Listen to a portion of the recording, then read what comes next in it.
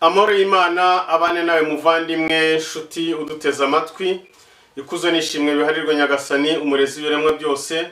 Amahoro n'imigisha bisakare ku basozereje intumwa n'abahanuzi ariwe Muhammad sallallahu alayhi wasallam. Uyu munsi rero nkuko nayo basezeranije, uyu munsi dukurikijeho ikindi cyiciro cyangwa se ikindi gice Life Challenge Africa koresha kugira ngo iyobye Abayislamu no kugira ngo ikururire Abayislamu mu guhakana Imana.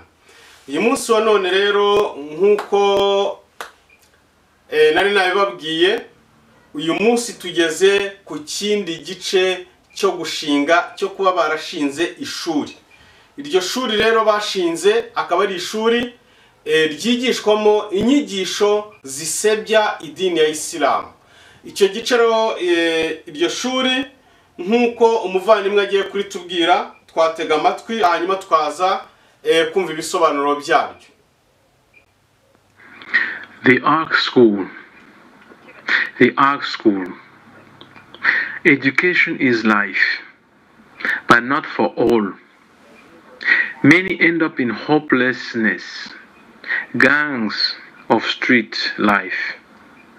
At the Ark School in Kuyobya, young people get a quality. Hano niba mwakurikiye neza mwumvishe ahantu bavuga ishuri rya ARK. Iri shuri cyangwa se iki kigo cyangwa se iyi porogaramu n'uburezi n'ubuzima, yarigamije uburezi n'ubuzima. Ngo bakoze icyo kintu kugira ngo babashe gusa nkaho bigarurira Abayisilamu, bashinze rya shuri risobanuye uburezi n'ubuzima. Ariko si byose, bakagira bati benshi barangiza bakiheba bakajya mu dutsiko cyangwa ubuzima bwo mu muhanda. Ngo ku ishuri rya ARK ngo muri Kuyobya, iryo shuri bashinze aho ngaho, ngo urubyiruko ruhabwa uburezi bufite ireme. Ubwo ku bayobozi b'Abayisilamu mukurikire mwumve uburyo bakoresha kugira ngo bavane Abayisilamu cyangwa se urubyiruko rwa Kisilamu barukure mu idini, no kurushyiraho amashuri, hanyuma ngo bushingiye kuri Kristo. Hanyuma ubwo buzima bushingiye kuri Kristo bakabashyiraho amashuri ariko ya gikristo. Ngo hakabamo kubaka imico ishobora guharanira umwuga ukomeye hagati y'ubuzima. Ni ukuvuga ngo iki ni ikintu bagenda bagategura, yani bo baragenda bagatega umutego hanyuma kugira ngo Abayisilamu bazawugwemo bitewe no kubura uburyo biga. Kuvuga ngo iki ngiki kirareba imiryango y'Abayisilamu ku isi, niba iki kintu batari bakizi bagisobanukirwe neza yuko hari abantu bateguye uburyo bwo gushinga amashuri n'ibigo by'amashuri kugira ngo bayoberezemo abana b'Abayisilamu ndetse n'ababyeyi b'Abayisilamu, kubera yuko ntabwo bagutwarira umwana gutyo ngo babure kumuyobya. Ariho nyine hahandi Imana muri Qur'ani tubwira iti bal tu'thiruna al-hayata ad-dunya, abantu bazarangazwa no gushaka ingwiza z'isi. Bal tu'thiruna al-hayata ad-dunya, abantu bazarangazwa no gushaka ingwiza z'isi kugeza ubwo bazarinda binjizwa mu marimbi bashaka ingwiza z'iyo si.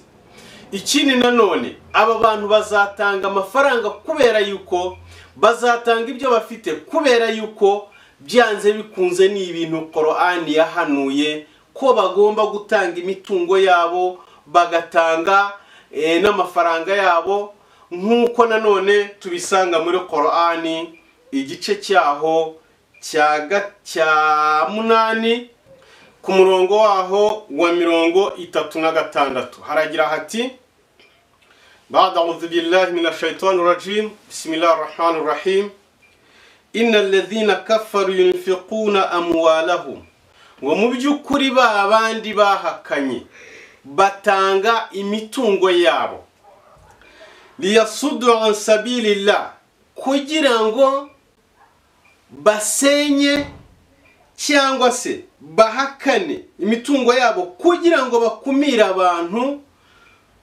kugana inzira ya Allah. Ngo babandi bahakanye batanga imitungo yabo kugira ngo bakumire abantu kugana inzira ya Allah. Fasayunfiqunaha mu byukuri Imana muri Qur'an ikavuga iti iyo mitungo bazayitanga thumma yakuna alayhim hasratan thumma yughlabun. Bazatanga iyo mitungo yabo bazanakomeza bayitange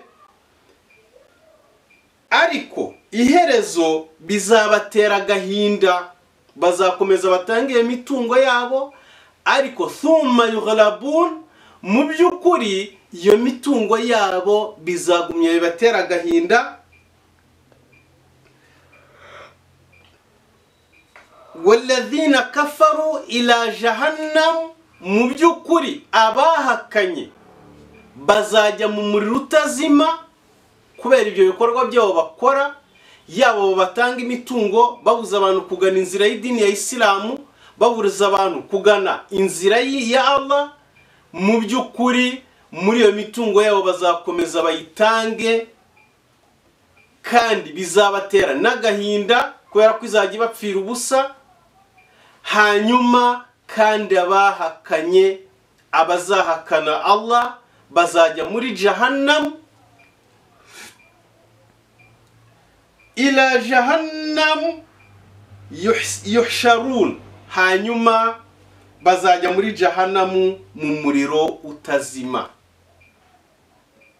kandi nimwo bazakoranyirizwa. Bavandimwe, ubwo rero si igitangaza yuko iyo Life Challenge Africa yashinzwe n'umuntu wari ugamije kugira ngo abuze abantu, akumire abantu kuzajya mu idini ya Islam, akumire abantu kugira ngo abo bantu bazagana inzira ya Allah.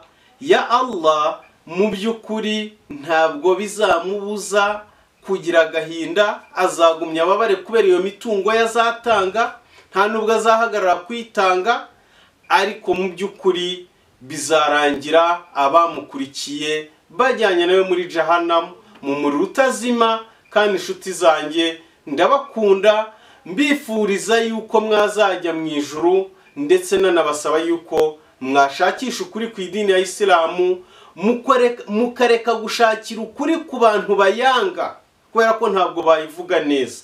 Nk'abasoreje hano ariko tukaba tugiye gukurikizaho ikindi gice cyo bakoze nanone cyitwa Hamasa Milele. Ese Hamasa Milele waba uzi icyo ari cyo? Gumya ukurikirane, ujye kuri channel yacu kuri Life Challenge Africa, ndetse unakurikire ujye kuri channel yacu yitwa Ibisubizo TV Rwanda, cyangwa se kuri Shishoza TV Rwanda, cyangwa se ukurikira hano kuri TikTok Ibisubizo TV Rwanda. Wassalamu alaikum wa rahmatullahi wa barakatuh. Amahoro y'Imana n'imigisha y'Imana bibane nawe.